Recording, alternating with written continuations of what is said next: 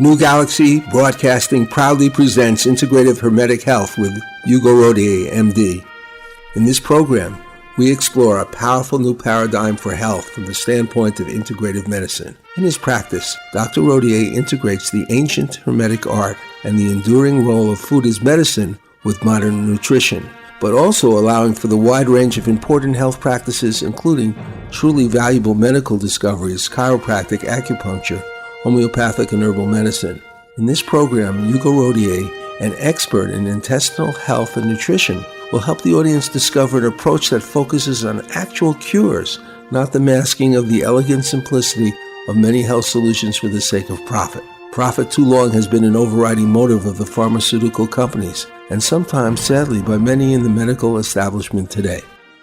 We're back on the Integrative Hermetic Health Show with Dr. Hugo Rodier. My name is Johnny Bluestar, and I'm happy to assist Dr. Rodier with his efforts to enlighten his audience about the latest medical research combined with remembering and addressing some of the ancient Hermetic teachings. These teachings are strangely prophetic about some of the most advanced ideas about the way our body transforms food and nutrients into energy, the need for balance in all our activities, and the importance of food as medicine. Good morning, Doctor. How are you doing today? Doing great. How about yourself? I'm pretty happy, and I want to tell you why. I had a lot of stress. And, I've been talking about the problems I have in staying on my diet. Well, I did fall off my diet rather badly.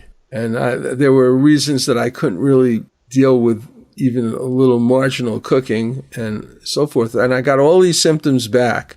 And then yesterday, Debbie made me a nice stew, the vegetable stew. We put a little chicken in it, and I also had a salad.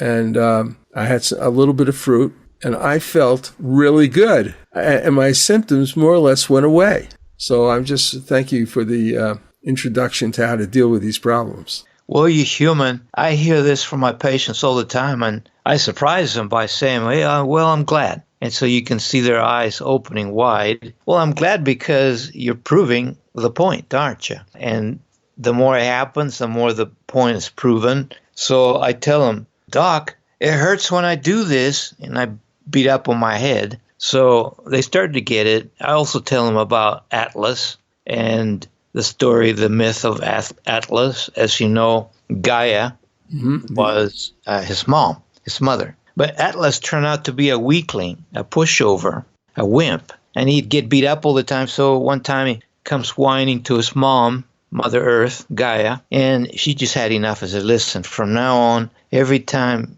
you get beaten up and hit the ground, moi, you'll get up stronger. So you'll hit the ground, get up stronger. And sure enough, he hit the ground, got up stronger. Hit the ground, got up stronger, until it became the Atlas we know of. And so I try to put a positive spin on people having bad days and falling off the wagon.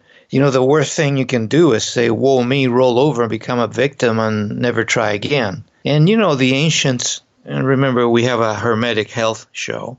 Of course. The ancients often told us that there's more honor and character in one who fails and gets up than in one who never fails. And any psychologist will tell you that is true. So welcome to the club. Get up, get up stronger. Well, that's a happy note to end this part of our conversation. But the next part is not as happy because we're going to be discussing Breast Cancer Month. And that's something that really both men and women should be aware of because it does affect a lot of people that you're concerned about, even if you're not a woman. So what shall we say about that? Well, my ex-wife died of breast cancer. She was very active in the community, marching and raising funds and whatnot. And she finally succumbed last year at age 65. I spent a week at her bedside sleeping on the floor to relieve my daughters who were caring for her at home, hospice care. So there's no one within the sound of our voices who has not been touched by breast cancer. And it's a terrible disease. And what makes it more terrible is that the efforts to stop it are not complete. I should say we could be doing much more to stop and curb breast cancer. See, the emphasis right now, and I'm glad we have a breast cancer month to raise awareness, raise money. Yes, of course, it could be worse. But what I often find missing in the discussions that I see on TV and the newspaper about Breast Cancer Month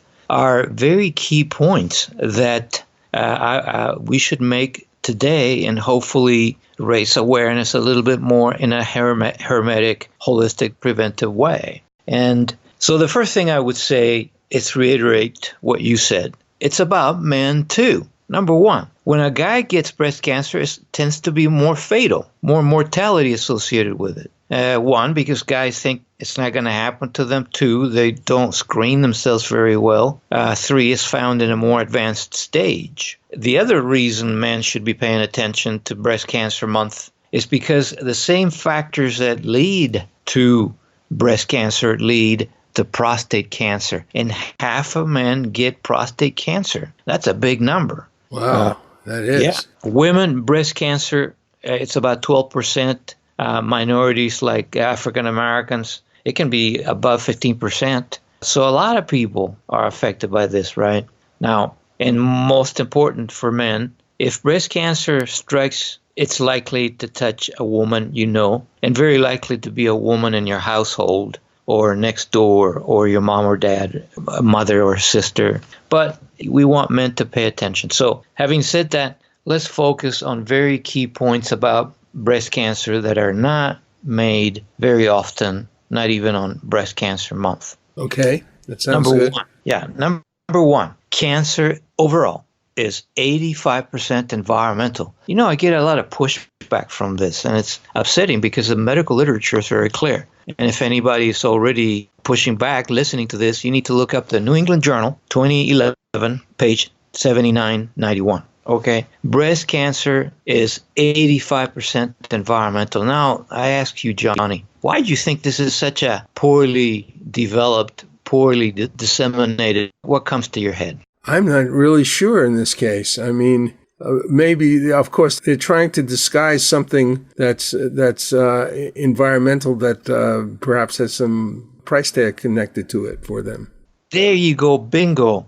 Yeah, follow the money. I mean, if we were to address the roots of breast cancer, our economy would collapse. It's simple as that. So I can understand, but hey, nothing saying that you and I, cannot bring this painful fact up. Yeah, I understand the general fact, but I don't know what it's talking about in this case. I don't know what the environment does to cause this. Well, that's what we're going to talk about. Okay. And so we end up blaming our genes. So we tell women and men, hey, your mom and dad had prostate cancer, breast cancer, so just roll over, you're going to get it. Chop off your breast, take out your prostate. And so we mutilate all these people. And I'm not saying we shouldn't do it. Perhaps in some cases that's warranted. But overall, 85% of cancer is environmental. And so we end up blaming women's native estrogen, men's native testosterone. We're swallowing camels and choking on gnats because the real problem, the environmental problem, is over 800 chemicals in the environment that we have dubbed xenoestrogens or foreign estrogens. They have an estrogen effect on our breasts and prostates, and I should say uterus and ovaries. That is the reason we're having so much breast cancer and prostate cancer. Those xenoestrogens, we've talked about them a little bit, plastics, pesticides, dioxin, heavy metals, etc. Over 800 chemicals out there are messing with our prostate and our breasts.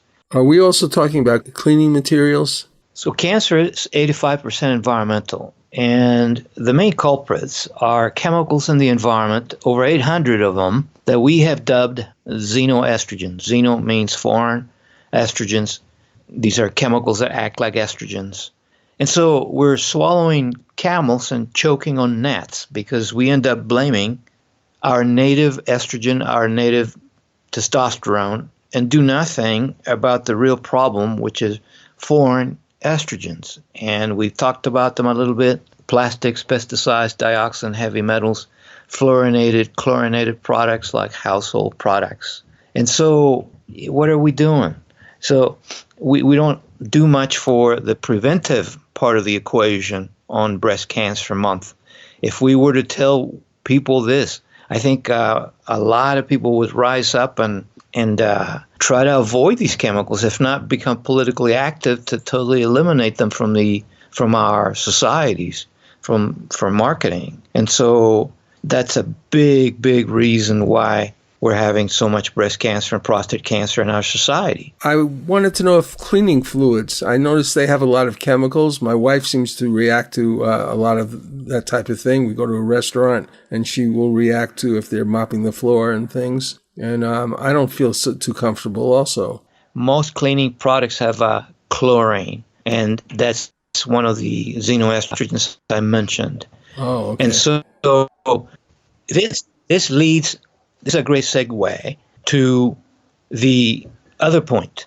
Now, how is it that she's sensitive to cleaning materials and you're not?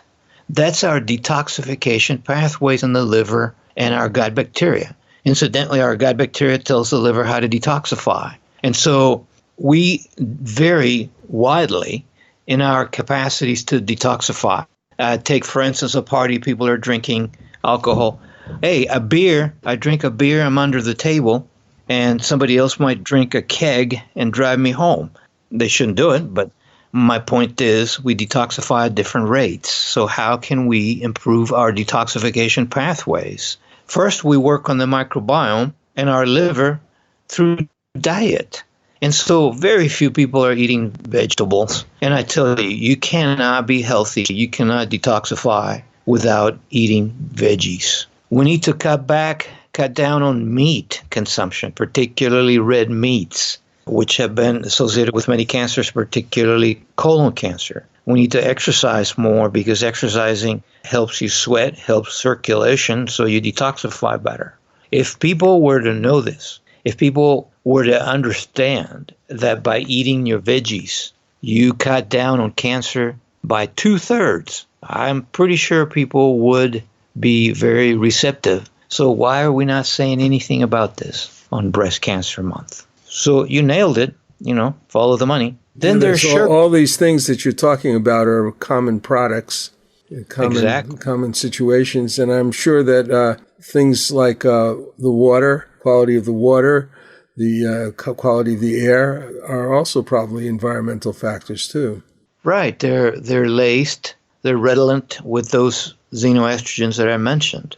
Yeah. Pesticides, plastics, even hormones. Yeah, when people take hormones for hormonal replacement, they end up in the water. When we go to the toilet, once you release a substance, it's going to be there. And then, very big factor. In fact, Dr. Warburg won the Nobel Prize in 1931, the Nobel Prize in Medicine, for saying blank. We talked about this quite a bit. It turns out that Warburg won the Nobel Prize for associating sugar consumption with cancer. And every year we see big studies coming out reiterating Warburg's research, but it just doesn't stick. Well, it's when you're addicted to something. Exactly. And I want to discuss more about this in a few minutes after we take a break. All right. Thanks.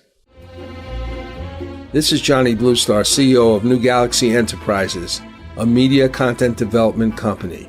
In addition to serving our freelance writing clients, we have a number of in-house proprietary products that we could use active investors to participate in.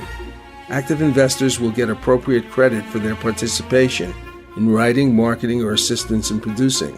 These projects are screenplays, TV pilots, or books, some susceptible for further in-house development as film and novel franchises or standalone film, novel, or television series. Many are in various stages of completion, but there are some in an idea stage. Money invested in these projects are for content development and marketing the screenplay, novel, or pilot to appropriate industry venues, including literary or talent agencies, production companies, television and movie studios. To learn more about New Galaxy, see samples of our work, or talk to us about your project, please go to www.newgalaxyenterprises.com and fill out the contact form. It is the 15th century. El Tesoro de Cielo, a Spanish treasure ship, sends a scouting expedition to a strange island. Golden statues surrounding them prove the enormity of their find.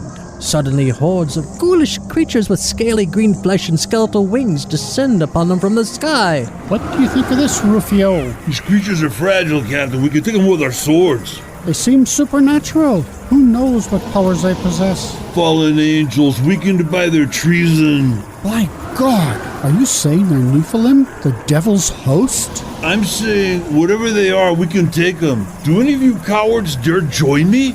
Up against sharp knife-like nails and hideous fangs, the men's swords rip into slimy green flesh. Though black blood pours copiously from their half-naked bodies, the creatures miraculously persist. Can the crew survive this bloody, cursed battle? Find out more by Googling The Thrice Born, a new sci-fi supernatural novel by Carlos Lopez Avery and Johnny Bluestar. Google with the words Carlos Johnny Kendall, The Thrice Born. That's Carlos Johnny Kendall, The Thrice Born. Our next song is by the very talented UK singer-songwriter Stephanie Slevin. She was fascinated by the life and struggle of the famous blues singer Robert Johnson. Her life, my life, and so many others I know and respect mirror his struggle to find their true place in the world of music. And in doing so, they run into opposition, bigotry, political, commercial, economic. Will they ever find the audience they deserve? The title of the song is Gifted.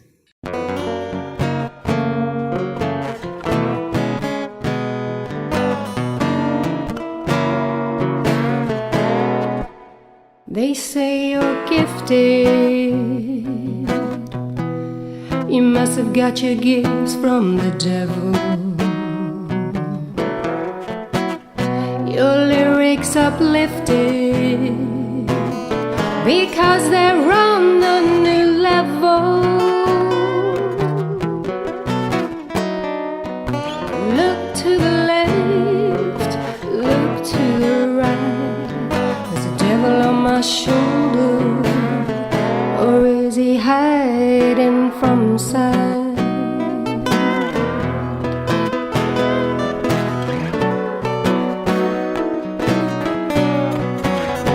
They say you're gifted. You must have made a pact with the devil. Your lyrics uplifted. Could I not have got them from heaven? What's wrong with you? Can't you see? My gifts are from God, for He believes in me.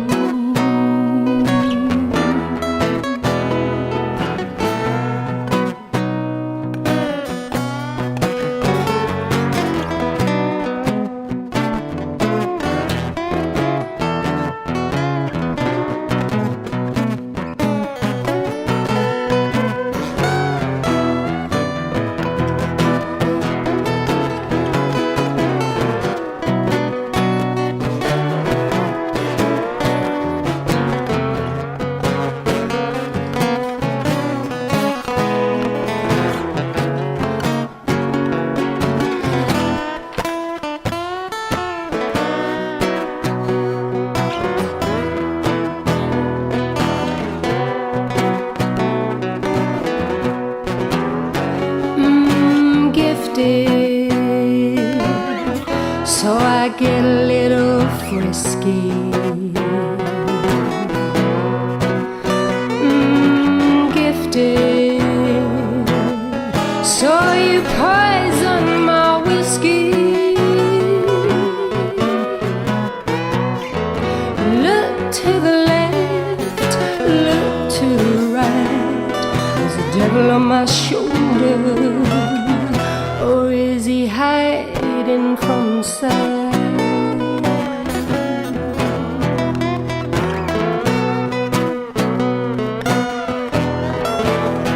They say you're gifted. You must have got your gifts from the devil. Your lyrics uplifted because they're on a new level. What's wrong with you?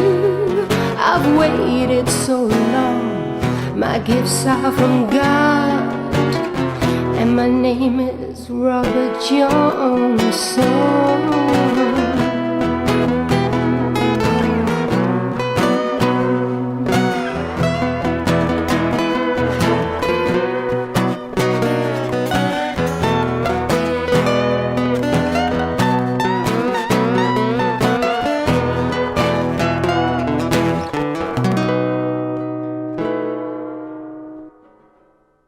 Well, we're back on the Integrative Hermetic Health Show with Dr. Hugo Rodier, who we're speaking to about the Breast Cancer Month situation. I wanted to say that, I'm talking about staying on the diet. And one of the things we talked about before was what I call a food plateau. I find out that if I start eating vegetables and stuff like that in the morning and I stay on the diet, I'm fine for a long time anyway.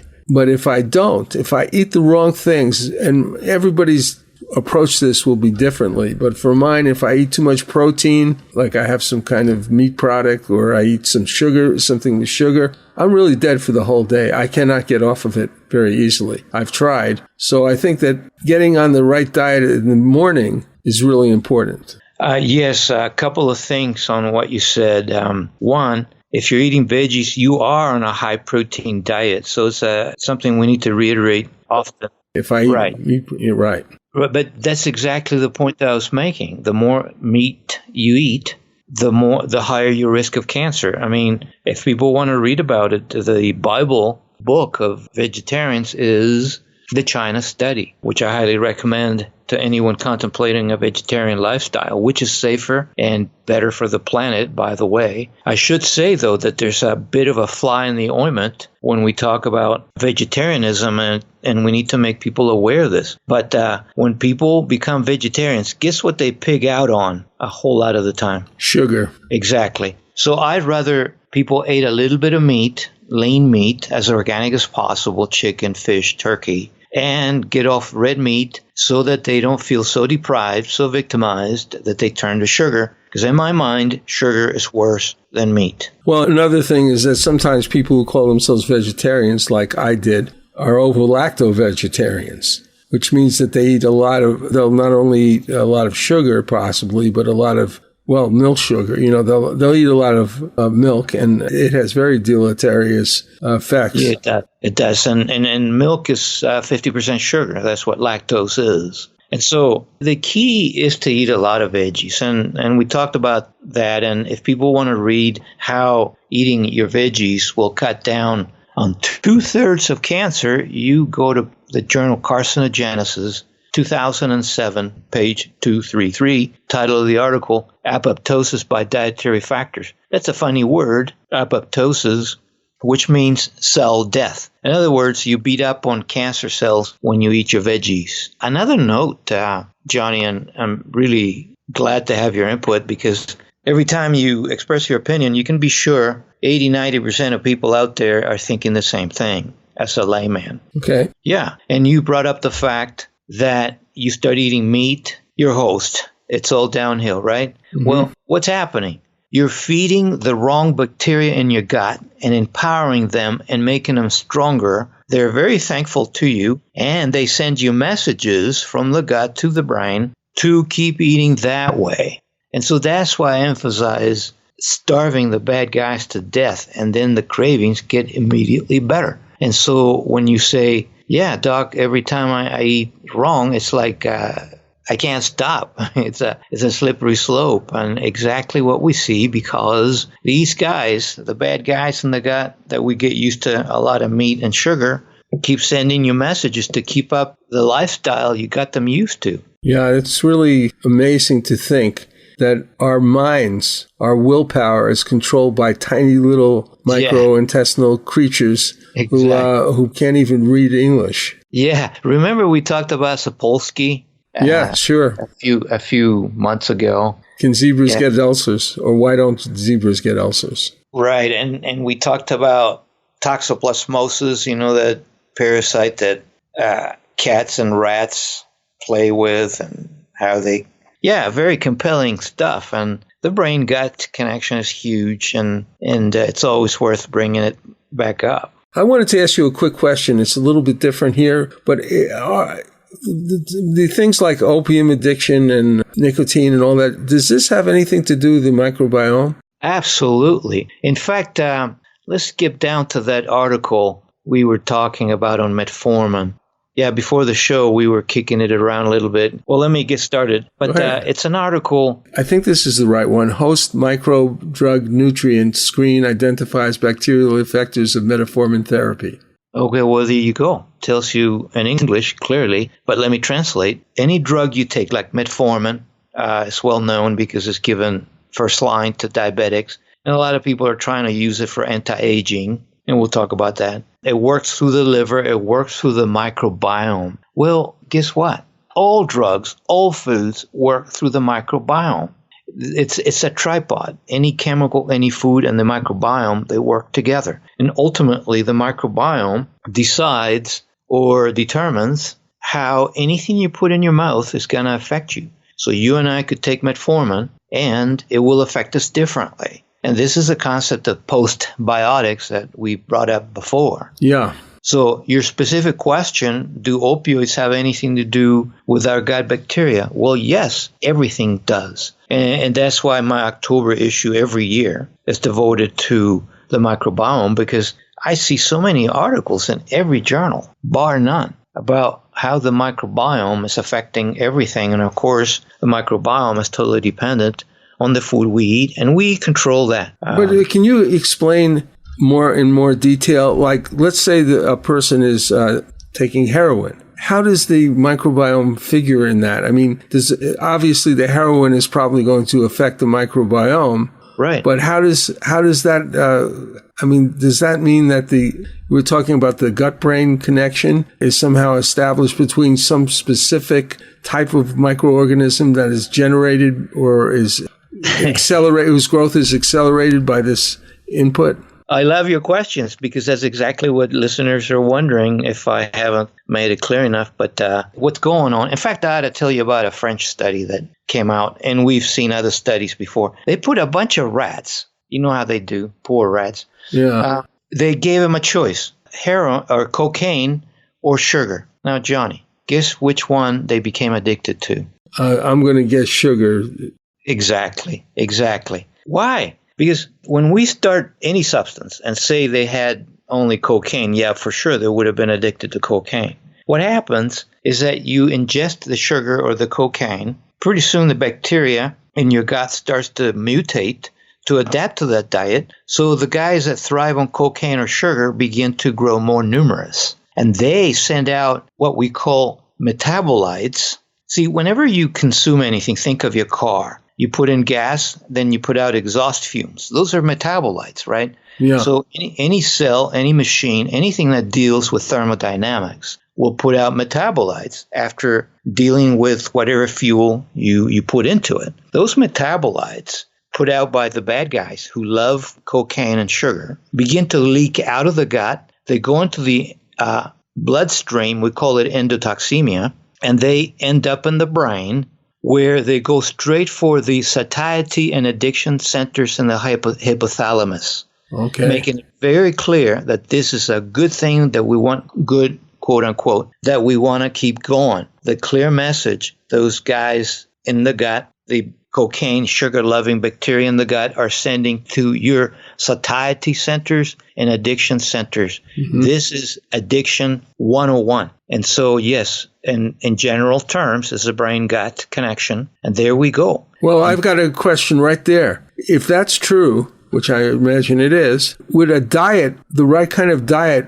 be a very important factor in overcoming addiction? Absolutely. In fact, remember that show 10 years ago, Happy Valley, that circulated widely in Utah? I wasn't here in Utah, and I never watched it. 10 years ago. Well, it was pretty big, and it's about drug addiction in Happy Valley, Provo, Utah, where people are known to be very church-oriented. So it was a shocker to see how rampant drug addiction was. So the movie came out, and they interviewed me for that movie.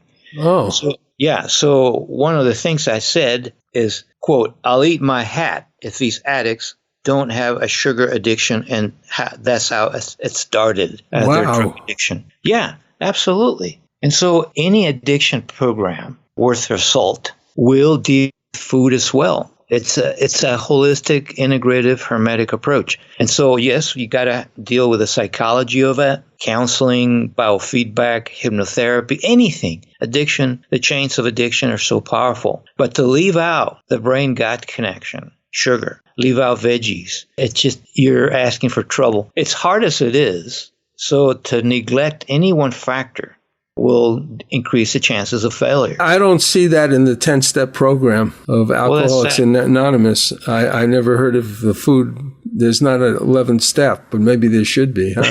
Yeah. Well, you prove my point. Incidentally, that article on the microbiome and pharmaceuticals like opioids, metformin, came out in the journal Cell this year, page 1299.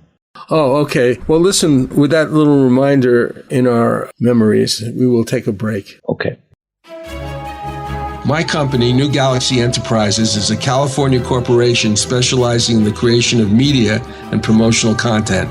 We are focused on original, innovative projects that are good for humanity. These projects could be nonfiction books or novels, fictional screenplays or documentary content, websites and website content, commercial advertising content for print, audio, or video products on the internet, television, or radio, musical scores for advertising, television, or film, video, audio editing, etc. We want to promote products and projects that support the environment, encourage a healthy experience in living, developing, nurturing, and useful technology, and offering platforms for positive, socially constructive entertainment or informative, transformative media. Our experience in creating a variety of products like this is rather vast, and we offer client-based and collaborative products, as well as the opportunity of active investors to join us in the creation and promotion of proprietary products, some of which are in latter stages of development. For more information, go to www.newgalaxyenterprises.com. That's www.newgalaxyenterprises.com. If you're interested in talking to us, just fill out the contact sheet and we will get back with you.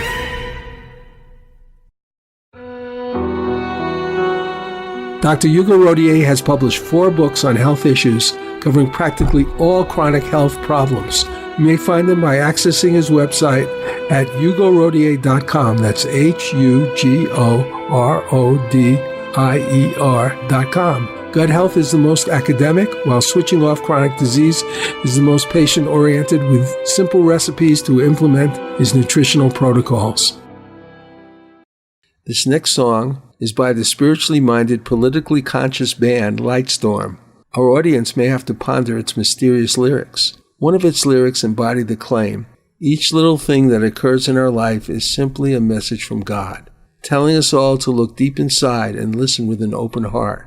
Here is Lightstorm's powerful injunction to pay attention to everything that happens as the day unfolds. It's a song titled The Secret. We're back, and I think we're going to discuss something interesting. We had before discussed cesarean birth and how the child born that way did not really inherit the power of the microbiome of the mother because it didn't pass the birth canal.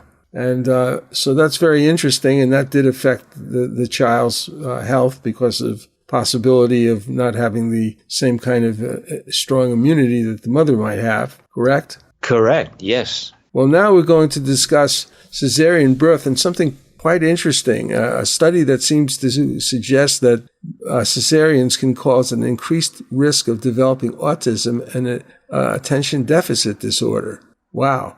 Yeah, wow, that's right. But before we plunge into it, we've got to remind our listeners that autism is a terrible disease and it's multifactorial, meaning there's no one smoking gun, there are many smoking guns. And so this is one of them. And we can relate it to the other factors. But to see an article showing an association or increased risk of autism and attention deficit disorder, which is the same spectrum, right? Attention deficit disorder being a more milder presentation of autism, right?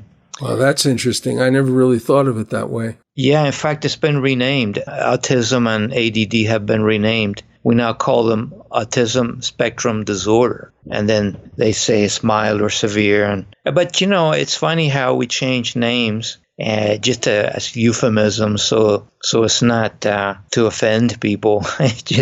I always crack up when I see that. Have you seen all these memory centers springing out everywhere for seniors? Well, I've seen a little bit on the internet, yeah. But I mean, I haven't seen too much, but Well, yeah, they're everywhere, memory centers. Well, these are the old Alzheimer units, and so people get sensitized to a word, then they have to change it thinking that, well, maybe won't upset people too much. Maybe they'll seek more care that way. It's just funny. I'll never forget, I I was watching a game with my son, a jazz game, and we walked past a section where people parked their wheelchairs. And, I apologize in advance if I offend anyone, but I said, Brandon, my son wondered what that cubbyhole was for. And I said, well, that's for the cripples. And he looked at me like I had just committed a mortal sin. And I'm sure some listeners might feel that way. But, we're old enough to remember, you and I, Johnny, when we used that word and we didn't mean anything by it, right? Right, yeah. Okay, but now it's politically incorrect to say that. And we say disabled or impaired or handicapped. And even handicapped now is changing. Anyway, I digress. But the point is that we have an association between cesarean section and autism spectrum disorder. Well, can you give it a shot and put two and two together here for us? Well, I would say that we were talking about children who, again, don't inherit the microbiome power of their mother, and that would be my guess. Right. And so they don't detoxify as well because we have very good evidence that a lot of the factors in autism spectrum disorder is a toxicity issue. And so the more we compromise or the less able we are to optimize our detoxification pathways in the liver and the gut, then the less likely we are, the less able we are to get rid of toxins that we're exposed to that are affecting our brains. So this is such a serious situation here with autism. So is a lot of it really connected to diet? I mean, the overall picture. Yes. Look. Can it be reversed? Yes. I should qualify that. Attention deficit disorder is very reversible in 90% of kids with diet alone. I guarantee you that. In some kids, I'm sorry, but you have to turn to medications, especially if they're not willing to change their diet. And most of these kids are addicted to sugar. The number one complaint of patients or parents is, how do I get my kid off sugar? I dedicated a book to moms struggling with that issue. So it's very hard to get kids to eat real well. Now, if you advance in the spectrum of autism, the kids become less manageable, right? And so have you ever tried to get an autistic kid off sugar? No, I've just tried to get an adult named me off of sugar. So. Now imagine an autistic kid who has not been able to learn social skills or discipline skills because of the disease. Now you go try and get him to eat real well. So it's really hard. And I feel bad for parents struggling with this. And so, yes, absolutely. So if we get people to eat a better diet, these kids, then they will improve their microbiome, which they were a bit compromised because of C-sections. And so you can see that it can snowball this thing and you spiral down and down and down. And your ability to detoxify chemicals in the environment that we have dubbed endocrine disruptors or neurotoxins. Yeah. And the most serious neurotoxin in the environment, in my opinion, is pesticides. Do you recall where we got pesticides from? I know where we got fluoride from, but I'm not sure where we got. Oh yes, from agriculture, right? Well, that's what we use them for. We got pesticides from leftover nerve gas from the 2 world wars. We're putting nerve gas in our crops. Okay. Even in the genes of our crops, GMOs. And so I think this is a big part of it. Now, let me tell you the very big proof that autism and ADD are caused by environmental toxins. Okay. When I was in medical school, autism was a rare disease that we only saw in test questions because the incidence was 1 in 10,000. Guess what it is today? It's like tremendously higher. I don't remember if it's a 5th or a 4th or something. 1 in 50. And it practically... 1 in 50. Oh, well, it's not a 4th, but it's a huge difference between 10,000 and 50. That's terrible. Tell me, did our genes mutate? No, probably not. It's the toxicity of the environment and kids eating less and less veggies and moms having more and more C-sections and people living in more polluted environments. We have articles showing how kids who live near highways and freeways are more at risk of having ADD and autism, and then throw in vaccines. Now, we have an article on vaccines that we ought to touch on before we leave, and because it's totally related to this issue. And so that article is in the journal Cell as well, this year, page 1313. The title of the article, Antibiotics-Driven Gut Microbiome Perturbation Alters Immunity to Vaccines. Right. A mouthful. What does it mean? That when you take a lot of antibiotics, you mess with your microbiome, which in turn messes with how you do with vaccines. Now, wow, let's put Humpty Dumpty together here. Okay. One, the article is focusing on your microbiome getting beat up.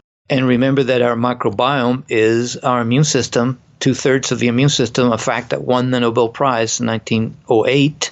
And so when you go and take a vaccine, is your immune system in real good shape to handle that vaccine and put it away in a healthy way if you have been taking a lot of antibiotics? Well, the article tells you no, meaning the more antibiotics you take, the more likely you are to have an adverse reaction to a vaccine, even a reaction where you're not immunized at all. Okay? Yeah. Does that make sense? Sure. Okay, let's relate this now to autism. Remember that our gut bacteria, the microbiome, is not only our immune system, but it is our immunodetoxification system. And so the more compromised our gut bacteria, yes, the more compromised our immune system, but also the more compromised our detoxification pathways are. And remember what we were talking about autism? We were saying that is toxins in the environment that we're not eliminating very well. So you give kids a lot of antibiotics because they get ear infections and sore throats, and you go to the doctor and the doctor says, no more monkeys jumping on the bed. No, I'm just kidding. Doctor says, take this antibiotic. It takes 1 minute to get you out of there with a prescription. Everybody's happy. And so we're giving our kids massive dosages of antibiotics for sore throats, ear infections, a little cough here and there. And then you wonder why we're having so many problems with the microbiome, and then vaccines, and then autism. And I mean, should I go on? No, it's just, it's outrageous. I mean, we have really altered our internal and external environments to such a tremendous degree. Exactly. Well said. Listen, we're going to have to say goodbye now, but I think that we've covered a lot of ground in this particular discussion, don't you think? Yes. Thank you for your time, Johnny. Sure. Well, we'll see you soon. Goodbye. Take care. The Coalition is a unique project designed to empower its members both individually and collectively. Besides individual empowerment, its broader focus is on the restoration, protection, and enhancement of citizen and human rights throughout the world through the aid of its members. As this project is centered in the United States, our first task is to create a website and social network infrastructure to promote collective efforts to take back our rightful control as citizens over our government as designed by our founding fathers. Although we must begin with the social network restricted to United States citizens, the organization will also host a global dialogue for the discussion of human rights by citizens of democratic nations throughout the world. If you're interested, please check us out in the GoFundMe.com website, entering in the search field the Coalition for Planetary Empowerment. That is, go to GoFundMe.com and enter in the search field the Coalition for Planetary Empowerment. For more information about Dr. Rodier's practice, books, blogs, and newsletters, contact Hugo Rodier, MD, at www.hugorodier.com. That's HUGORODIER.com. We go out with two pieces by the multi-talented Doc Skinner. The first is a touching, warmly appreciative song called Back Home, followed by his instrumental, tribute to Wendy and Lisa.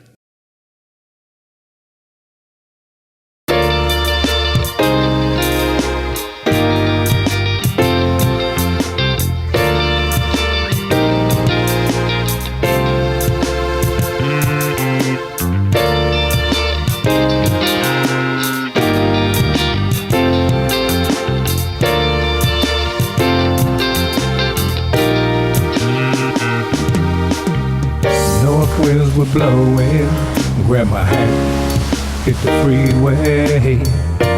Tired of country life, headed for the open highways to the city. Now fire's burning, and my feet are aching to roam. I can't wait to make my way back home. There's a road that takes you back home, my friend. There's a road that takes you back home. There's a road that takes you back home again. I can't wait to make my way back home. There's a road that takes you back home, my friend. There's a road that takes you back home. There's a road that takes you back home again. I can't wait to make my way back home. Time won't stand still to think about living easy. Why did it take so long to grab my hand? 'Cause I was lonely. Still the fire's burning and my feet are aching to roam.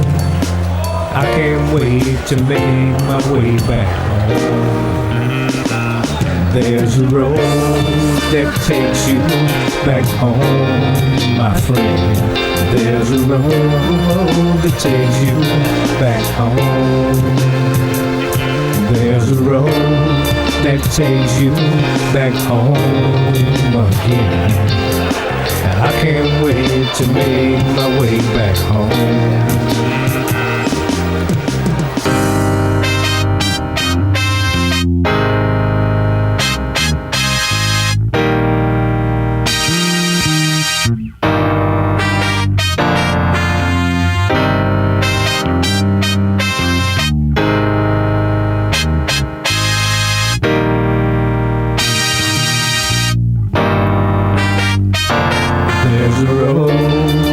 Takes you back home, my friend. There's a road that takes you back home. There's a road that takes you back home again. I can't wait to make my way back home.